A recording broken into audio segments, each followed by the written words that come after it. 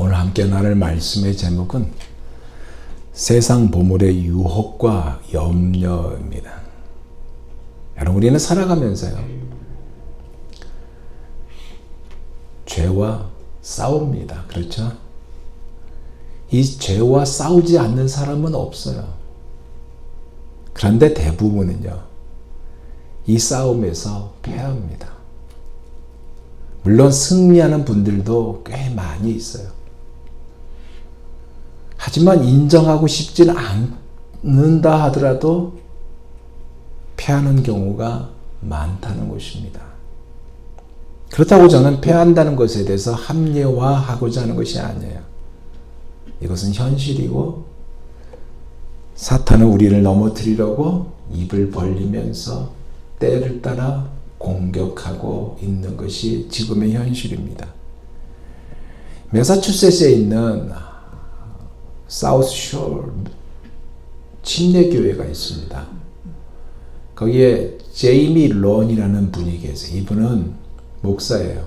그 유명한 대만계 농구선수 제이미 런이 아니라 목사입니다. 그 목사가 이런 말을 했습니다. 들어보세요. 어떤 죄들은 다른 죄들보다 더 공적이고 분명하며 때로는 죄와의 싸움을 포기하게 하고 하나님께 불순종하기로 한 것처럼 보일 때가 있다. 굉장히 의미 있는 말입니다. 죄가 이렇게 한다는 거예요. 그러다 보니 길 잃은 성도들이 어지러이 흩어져 있고요. 헤매고 절뚝거리고 싸우고 물기도 하고 진입탕 속에 뛰어 들어가기도 하고 때로는 거룩한 모습을 보여주기도 하다가 한순간에 무너져서 어찌할 줄 모르는 그러한 상황을 만들어 버립니다. 그래서 교회는요, 한편으로 구원받은 죄인이 모인 곳이다 라는 그러한 얘기도 있습니다. 예수님의 오늘 본문에서 이러한 현실적인 문제를 다루고 있습니다. 특히 우리를 타락하게 만드는 재물의 영향을 꼭 집어서 섬세하고 강력한 그 탐욕의 촉수와 걱정의 무익함을 말씀하셨는데 오늘 본문에 주님께서 세 가지를 말씀하셨습니다.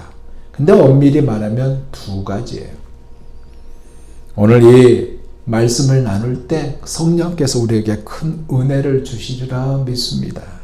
첫째로 재물에 관한 말씀을 하셨습니다. 19절에서 21절에요. 다시 제가 읽습니다. 너희를 위하여 보물을 땅에 쌓아두지 말라. 거기는 좀과 동록이 해하며 도둑이 구멍을 뚫고 도둑질하느니라. 오직 너희를 위하여 보물을 하늘에 쌓아두라. 거기는 좀이나 동록이 해하지 못하며 도둑이 구멍을 뚫지도 못하고 도둑질도 못하느니라. 내 보물이 있는 그곳에는 내 마음도 있느니라. 여기 동록이라는 의미는요, 어떤 의미냐? 금속이 있으면 그 금속의 겉에요, 산화가 되고 부식으로 인해서 화합물에 막이 생깁니다. 우리가 이것을 가리켜서 녹이라고 그러죠. 녹이 생긴다는 거예요. 이것이 생기면 원래 가지고 있는 그 본래의 광택을 잃어버리게 만듭니다. 주님은요, 19절에서 20절에서 세상적이고 물질적인 것에 시간, 에너지, 자원을 과도하게 투자하는 어리석은 선택을 차근차근하게 설명하시면서 결론적으로 영원한 것에 투자하라고 말씀하고 있습니다. 그렇다고 우리 주님이 소유 자체를 금지하셨나? 아니에요. 금하지 않으셨어요. 왜냐하면요, 여러분, 부와 명예는요, 하나님이 주신 것이기에 그렇습니다. 그렇다고 주님은 또한 미래의 계획에 대해서도 반대했나? 그것도 아니에요. 우리가 은퇴 준비하잖아요. 우리가 또 보험에 들잖아요. 이것은 어떤 분은 이럽니다. 믿음 안에서 살아야지. 그거 어떻게 미래에 대해서 그렇게 믿음 없는 행동을 합니까? 아니에요. 이것은 믿음의 부족이 아니라 가족 부양을 위해서 지혜롭게 계획을 세우라는 권고에 말씀도 있거든요. 사도 바울이요.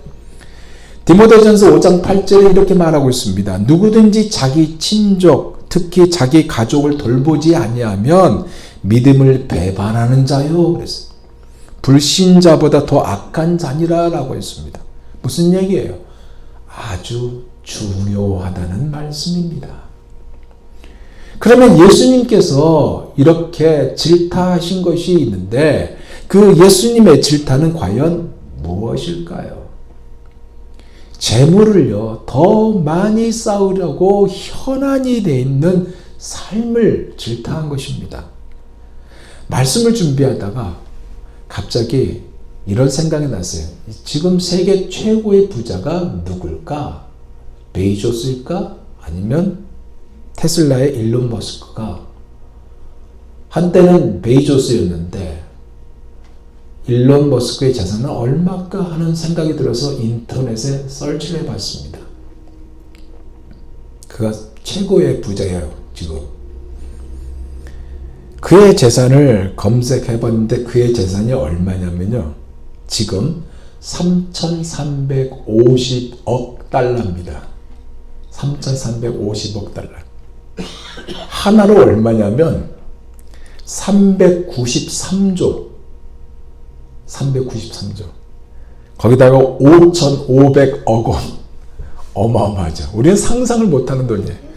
제가 속으로 했어요. 아유, 그 돈의 1%만 나한테 주지. 그런 생각을 해봤습니다. 속으로. 누구나 다 그렇죠. 예. 근데 이 돈의 크기가 감이 안 오죠. 얼마나 큰지 감이 안 해요.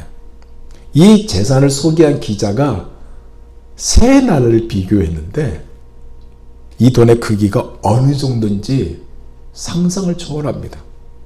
그가 가지고 있는 이 돈이요. 핀란드, 칠레, 베트남의 GDP. 뭐예요? 국내 총생산이잖아요. 거기에보다 더 많은 돈을 이 사람이 가지고 있다는 거예요. 어마어마한 돈을 가지고 있는 거예요. 근데 그가요, 얼마 안 돼서 최근에 본 것 같아요. 아마존의 창업주 베이조스죠. 그 사람에게 트윗을 날렸는데 은메달을 수여하는 트윗을 날렸습니다. 그렇게 많은 돈을 가지고 있음에도 불구하고 이렇게 트윗을 보냈어요. 자, 뭘까요? 더 얻으려는 혈안처럼 제가 느꼈어요. 물론 그냥 이 사람이 직구드니까 그렇게 장난을 칠 수 있겠죠. 그러나 제 생각에는 상상을 초월한 재산을 가지고 있음에도 불구하고 더 얻으려는 혈안으로 보였다는 겁니다. 예수님이 말씀하신 것이 바로 이 부분입니다. 그래서 주님은 의도적으로 이 보물이라는 단어, 이게 헬라어로 데사우로스라는 단어인데 이 데사우로스라는 단어를 사용하셔서 말씀하셨어요. 그런데 이 단어가 어떤 단어냐면요. 동방박사들이 예수님이 탄생할 때 찾아왔잖아요. 그때 드린 세 가지 보물이 있었죠. 황금과 모략과 유향입니다. 이 보물, 동방박사가 바쳤던 그 보물의 단어가 요 예수님이 사용했던 보물입니다. 그리고 모세가 애굽의 보화를 버렸잖아요. 도망가면서. 누리고 있어야 했던 그 보화를 버렸잖아요. 이 애굽의 보화가 보물이라는 의미입니다. 그만큼 마음과 생각이 이런 것들에 사로잡혀 있는 것은 어리석다고 책망하셨는데 이유는요. 이 세상의 것들은 썩고 낡고 안타깝게 상실되기에 그렇습니다. 그래서 천국의 창고에다가 쌓아 놓는 것이 영원히 안전하다고 하시면서 재물을 더 많이 쌓으려고 현안이 된 이러한 현실을 주님은 21절에 이 한마디로 요약하셨어요. 내 보물이 있는 그곳에는 내 마음도 있느니라 그랬어요. 그러면서 주님은 두 번째로 말씀하셨어요. 그것이 뭐냐? 두 주인을 섬기지 못한다는 것입니다. 22절에서 24절을 봅니다. 눈은 몸의 등불이니 그러므로 내 눈이 성하면 온몸이 밝을 것이요 눈이 나쁘면 온몸이 어두울 것이니 그러므로 내게 있는 빛이 어두우면 그 어두움이 얼마나 더하겠느냐. 한 사람이 두 주인을 섬기지 못할 것이니 혹 이를 미워하고 저를 사랑하거나 혹 이를 중히 여기고 저를 경히 여김이라. 너희가 하나님과 재물을 겸하여 섬기지 못하느니라. 이 말씀은 뭐예요? 앞에서 하신 말씀의 연장선인데요. 한마디로 우리의 초점이 어디에 있어야 하느냐에 대한 말씀을 하고 있는 것입니다. 재물의 거짓된 꼬임에 정확한 그 진술을 주님이 하고 있는데, 그래서 24절 이렇게 말씀하잖아요. 한 사람이 두 주인을 섬기지 못한다. 혹 이를 미워하고 저를 사랑하나 혹 이를 중히 여기고 저를 경히 여김이라. 너희가 하나님과 재물을 겸하여 섬기지 못하느니라 라고 하고 있습니다. 이것을 말씀하시면서 그 앞에 제시한 단어가 몸의 등불이라는 단어를 제시하셨어요. 무슨 얘기예요? 한 마음이 되어야 한다는 얘기입니다. 한 마음. 이중적인 시각, 이중적인 마음을 가져서는 안 된다는 말씀이에요. 이중적인 마음, 이중적인 시각이 뭐예요? 하나님도 섬기고 재물도 섬기고. 그렇게 하지 말라는 말씀이고, 주님은 무엇이 귀중하고 무엇이 무가치한 것인가에 대한 말씀을 하신 것입니다. 그러면 주님께서 말씀하신 이 귀중한 그 무엇은 과연 어떤 것일까요? 바로 보물을 하늘에 쌓아두는 것입니다. 보물을 하늘에 쌓아둔다. 이것이 과연 우리가 이 세상을 살아가는데 재물은 필요가 없다? 그런 의미일까요? 그게 아니에요. 재물은 꼭 필요합니다. 우리가 재물을 멀리하면서 살 수가 없어요. 우리는 어쩔 수 없이 재물과 만나서 살아가게 되어 있습니다. 그 재물 때문에, 그 물질 때문에, 그 돈 때문에 때로 우리가 낭망하고 상실하고 힘들어하고 그럽니다. 그렇게 우리가 살아가게 돼 있어요. 그러기에 주님의 강조는 뭐냐? 먼저 우리의 정체성을 잃어버리지 말라는 것입니다. 우리의 정체성이 뭘까요? 우리의 정체성은 유일하게 하나님만 섬기는 하나님의 종이라는 겁니다. 그리고 예수의 핏값으로 십자가의 그 보혈, 예수님의 핏값으로 산 자가 바로 우리입니다. 즉 재물이 우리가 섬기는 주인이 아니라 오히려 우리는 거꾸로 우리가 재물을 우리의 종으로 삼아야 한다는 얘기예요. 그럼 어떻게? 우리 이야기만 들어도 아주 기분이 좋잖아요. 재물을 우리가 종으로 삼는다. 아주 기분 좋잖아요. 그러면 어떻게 재물을 우리가 우리의 종으로 삼을 수 있을까요? 이것을 이룰 수 있는 답이요, 바로 다음 항목인 염려라는 그 대목에서 우리는 만날 수 있습니다. 원하기는요, 여러분, 세상의 재물을요, 여러분이 주인이 되시고 종처럼 부리면서 사시고요, 하나님의 영광을 마음껏 드러내며 사시는 여러분이 다 되시기를 예수 그리스도 이름으로 축원드립니다. 이제 마지막 세 번째로 염려라는 부분이에요. 염려. 앞에서 이야기했듯이 재물을 우리의 종으로 삼을 수 있는 하나님이 주신 답이 여기에 있습니다. 길지만 25절에서 34절까지 제가 읽습니다. 들어보세요. 그러므로 내가 너희에게 이르노니 목숨을 위하여 무엇을 먹을까? 무엇을 마실까? 몸을 위하여 무엇을 입을까? 염려하지 말라. 목숨이 음식보다 중하지 아니하며 몸이 의복보다 중하지 아니하냐. 공중의 새를 보라. 심지도 않고 거두지도 않고 창고에 모아 들이지도 아니하되 너희 하늘 아버지께서 기르시나니 너희는 이것들보다 귀하지 아니하냐? 너희 중에 누가 염려함으로 그 키를 한 자라도 더할 수 있겠느냐? 또 너희가 어찌 의복을 위하여 염려하느냐? 들의 백합화가 어떻게 자라는가 생각하여 보라.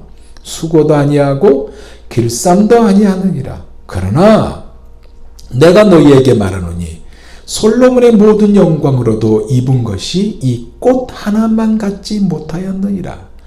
오늘 있다가 내일 아궁이에 던져지는 들풀도 하나님이 이렇게 입히시거든. 하물며 너희일까 보냐? 믿음이 작은 자들아. 그러므로 염려하여 이르기를 무엇을 먹을까? 무엇을 마실까? 무엇을 입을까 하지 말라. 이는 다 이방인들이 구하는 것이라. 너희 하늘 아버지께서 이 모든 것이 너희에게 있어야 할 줄을 아시느니라. 그런즉 너희는 먼저 그의 나라와 그의 의를 구하라. 그리하면 이 모든 것을 너희에게 더하시리라. 그러므로 내일 일을 위하여 염려하지 말라. 내일 일은 내일이 염려할 것이요 한날의 괴로움은 그날로 족하느니라. 예수님의 말씀을 들으면요, 이 염려라는 것이 우리가 가장 애호하는 죄 중에 하나라는 것을 우리가 발견하게 됩니다. 그렇죠? 그러다 보니 불안과 걱정과 조바심은 오늘을 사는 그리스도인들에게 아주 많이 길들여 있는 악덕이 되어버렸습니다. 이것을 인정하고 싶지 않겠지만 우리는 이것을 가족으로 받아들였다는 얘기예요. 주님의 말씀은 아주 간단해요. 뭐예요? 염려하지 말라는 것입니다. 그 이유가 뭐냐? 먼저는요, 우리의 삶이 극도로, 즉 우리의 삶에 이 염려가 극도로 해로울 수 있기 때문에 하지 말라는 것이고, 염려를 많이 하면요, 여러분, 걱정을 많이 하면 나중에 스트레스 때문에 암도 생기고 참 몸이 안 좋아져요. 하지 말라는 겁니다.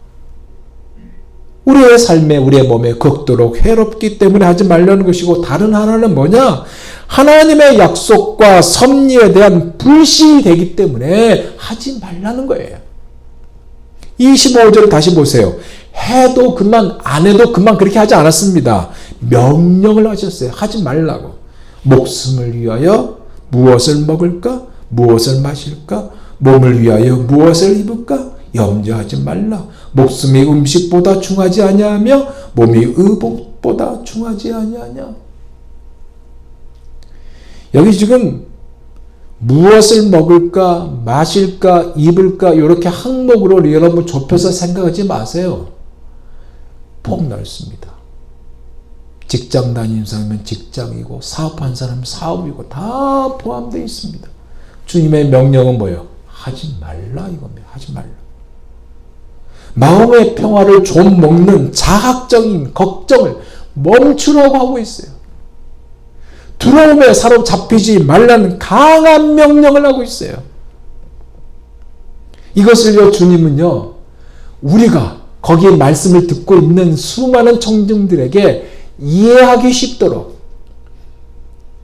구체적으로 말씀하셨는데, 작은 것에서 큰 것으로 향하는 방식, 이게 유대인의 전형적인 논쟁 방식이에요. 이 방식을 택하셔서 말씀하셨어요. 씨를 뿌리지도 않고 거두지도 않고 쌓아놓지도 않는 공중의 새들을 거론하잖아요. 살아가고 번성하는데 필요한 모든 것을 하나님이 공급하신다는 이 사실을 생각해봐라 하면서 주님이 다 던지고 있어요. 하나님이 새들을 돌보신다면 자기 형상대로 창조하신 당신의 자녀, 하나님의 자녀들을 얼마나 더 잘 돌보시겠느냐? 이 말씀 26절을 보세요. 너희는 이것들보다 귀하지 아니하냐? 이렇게 하고 있는 것입니다. 그뿐만 아니라요. 28절에서 30절을 보더라도 어떻게 말씀하고 있냐면 화려하게 피었다가 사라지는 들판에 그 꽃 있죠. 야생화도. 하나님은 섭리로 손길로 솔로몬 왕보다 왕이 부럽지 않을 만큼 아름답게 치장해 주시는데 하나님이 사랑하는 자를 당신의 핏값으로 산 여러분을 당연히 돌보지 않겠는가라는 반문을 하고 있는 겁니다. 여러분. 그러니 왜 염려하냐고요? 하지 말라고 하신 거예요. 사도 바울도 그랬잖아요. 빌립보서 4장 6절에서 7절 이렇게 선포하고 있잖아요. 아무것도 염려하지 말고 다만 모든 일에 기도와 간구로 너희 구할 것을 감사함으로 하나님께 아뢰라.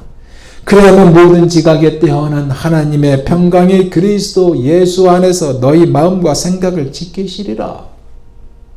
사랑하는 여러분, 그런데요, 주님의 이 말씀대로 염려를 안 해야 하는 것이 정상인데요.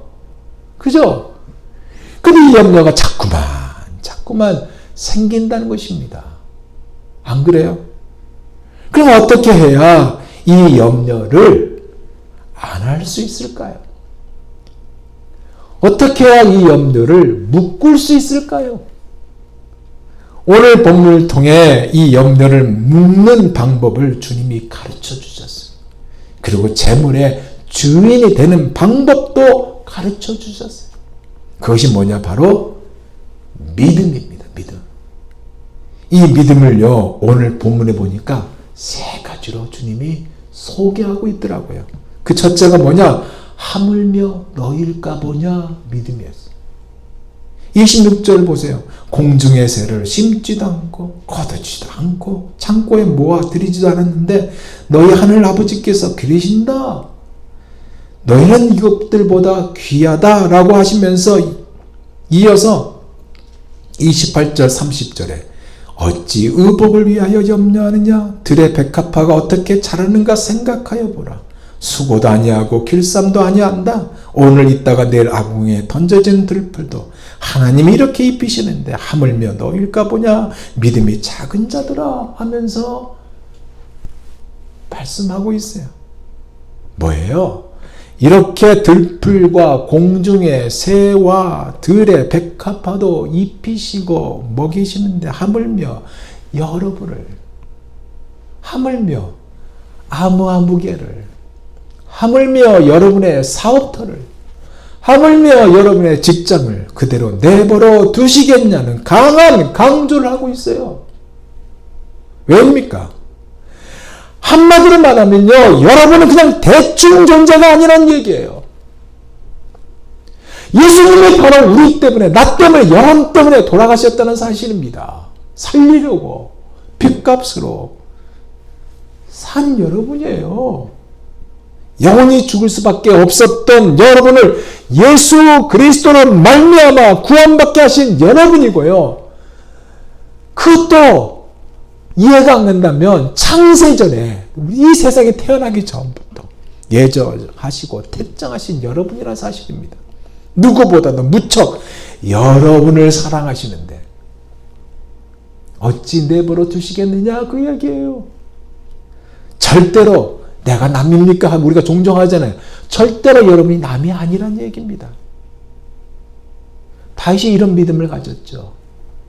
그래서 그가 낭망이 찾아오고 상실이 찾아올 때 오히려 그는 하나님을 바라봤습니다.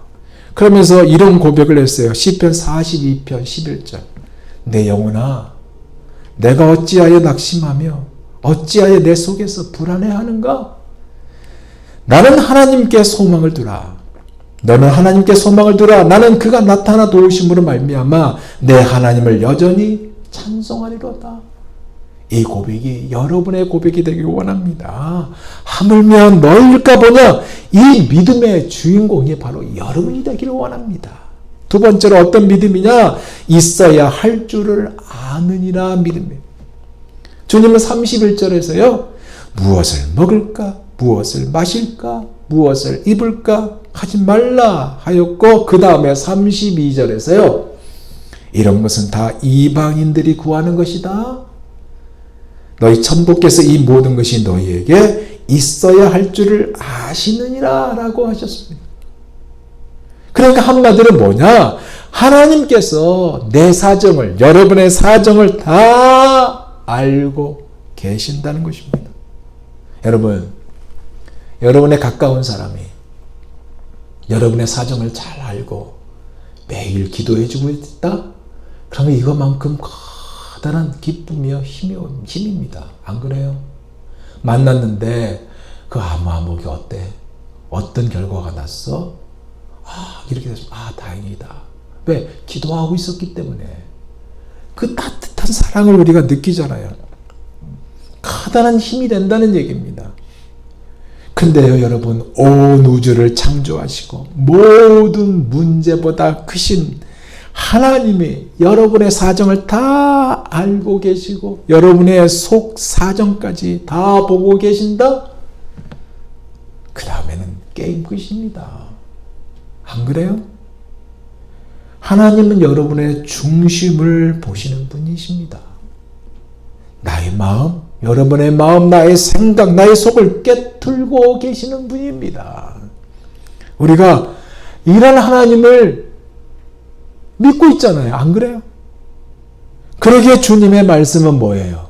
염려하지 말라고 하신 것이고 우리가 있어야 할 줄 아는 믿음을 가지라라고 하고 있는 것입니다. 왜냐하면 이러한 믿음을 가진 사람은요, 근시안적인 삶이 아니기 때문에 그래요. 10년, 20년 멀리를 보기 때문에 앞서가기에 그렇습니다. 여러분이 이러한 믿음의 사람이 되기를 예수 그리스도 이름으로 축원드립니다. 이제 마지막 세 번째는 이 모든 것을 더하시리라 그랬어요. 이 믿음이에요. 33절. 그 유명한 그 말씀. 외운 분 많죠? 성경을 보시고 우리 같이 한번 읽어보겠습니다. 33절 시작. 그런즉 너희는 먼저 그의 나라와 그의 의를 구하라. 그리하면 이 모든 것을 너희에게 더하시리라. 아멘. 여러분, 우리가 눈 감고도 외울 수 있는 말씀이 이 말씀입니다. 그죠? 그리고 수없이 들었던 말씀이 이 말씀입니다. 바라고 원하기는 먼저 이 말씀 그대로 여러분에게 큰 역사로 나타나기를 예수님의 이름으로 축원드립니다. 우리가 수없이 들었고 눈 감고도 외울 수 있는 이 말씀인데 이 말씀이 그리 와닿지 않는다는 거예요. 이 말씀이 우리의 몸에, 피부에, 삶에 와닿지 않는다는 거예요. 그리 와닿지 않는 이유가 무엇일까요? 이 능력을 우리가 체험하지 못하고 있기 때문에 그렇습니다. 사랑하는 여러분, 주님이요, 이 말씀을 하신 이유가 있어요. 그 이유가 무엇이냐면 주님은 우리가 하나님의 나라와 그 의를 구하기를 원하신다는 것이 그 첫째 이유고, 그리고 구하면요 때를 따라 필요한 것을 주신다는 것입니다. 예수님은 나의 구주로 고백하고요, 바쁜 삶 속에서 먼저 시간을 내어 주님께 경배하고요, 주의 이름을 높이고 교회를 섬기고 봉사하고요, 예배를 가장 우선으로 삼는 그것이 바로 하나님의 나라를 구하는 것이거든요. 그랬을 때 이것을 행하는 그에게 이 모든 것이 더해지는 은혜가 임한다는 말씀입니다. 근데 이 모든 것 안에는요, 상상을 초월하게 해요. 이것을 여러분이 누리기를 원합니다. 그런데 누려야 하는데 어떻게 누릴 수 있을까요? 말씀 그랬잖아요. 구하라고 그랬잖아요. 구하라고 하셨잖아요.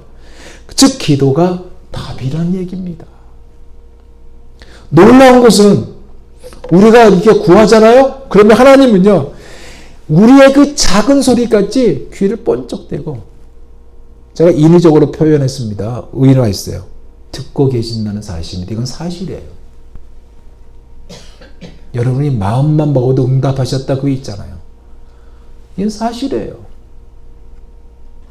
주님이 분명히 말씀했어요. 기도에는 이런 이유가 나을 것이 없다고 그랬습니다. 이것을 우리 주님께서 우리에게 무기로 주셨어요. 그러면 이 무기를 어떻게 사용해야 할까요? 대신 내가 아니라 다른 사람이 쓰도록 해야 할까요? 물론 다른 사람이 중보 기도하면 그것도 응답하지만 하나님은 내가 하기를 원해요.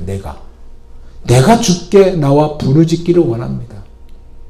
역대상 16장 11절이 이렇게 말하고 있습니다. 여호와와 그의 능력을 구할지어다. 항상 그의 얼굴을 찾을지어다. 항상 그의 얼굴을 찾아라 이거예요. 하나님을 찾는 것입니다. 그리고 그의 능력을 구하는 겁니다. 이것이 먼저 그의 나라와 그 의를 구하는 거예요.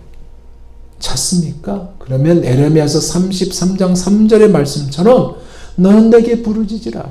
내가 내게 응답하겠고 내가 알지 못하는 크고 놀라운 크고 비밀한 일을 내게 보이리라. 이것을 누리게 됩니다. 여기는 당연히 믿음이 바탕이 되는 거예요. 이 믿음을 가지고 구하는 자에게는 하나님의 역사하는 그 힘을 크게 체험하게 됩니다. 염려는 당연히 사라지게 되고요. 재물을 다스리는 주인까지 되는 거예요. 이러한 믿음의 사람들을 우리는 애화로 많이 들었죠. 아마아마의 장로님의 이러한 은혜를 체험했다 우리는 다 알고 있습니다. 왜 이들이 이런 은혜를 누리는 것일까요? 달라고 구하고 애쓰니까 주시는 것이고 구하는 자에게 하나님께서 가까이 하시기 때문에 그렇습니다. 그러기에 여러분 염려가 찾아오면요 믿음의 시작이고요. 믿음의 시작은 결국 염려의 끝이 되는 거예요. 염려의 시작은 믿음의 끝이 되어버립니다. 반대로. 우리가 염려하면 믿음은 죽어요. 그러나 믿음을 가지면 염려는 사라집니다. 죽습니다. 주님은 염려가 백해무익하다고 그랬어요. 해로우며 어리석음이라고 하셨어요. 이 염려는 다양하게 찾아옵니다. 우리의 비즈니스에도 찾아오고요. 사람과의 관계 속에도 찾아오고요. 가정에서도 찾아오고 자식을 통해서 찾아오고요. 여러 가지 형태로 찾아옵니다.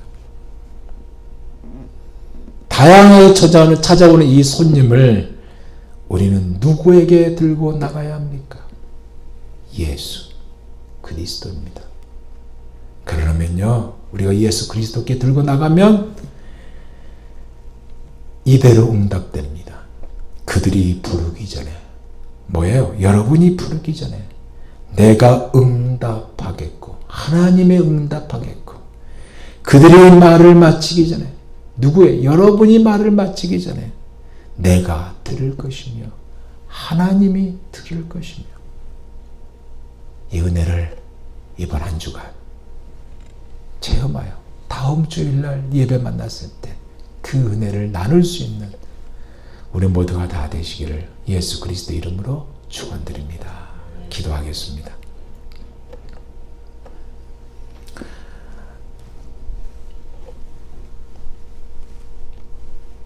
하나님,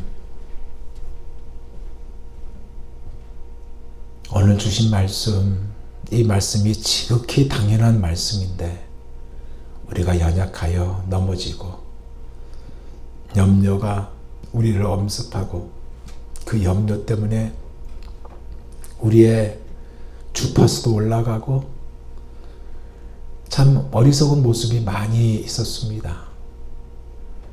현실에 너무나 안타까워 인간적인 방법을 택하고자 하는 것도 많이 있었습니다. 그러나 오늘 주신 말씀대로 염려가 찾아왔을 때 예수 그리스도 앞에 들고 나가 모든 것을 이루시는 하나님을 체험하여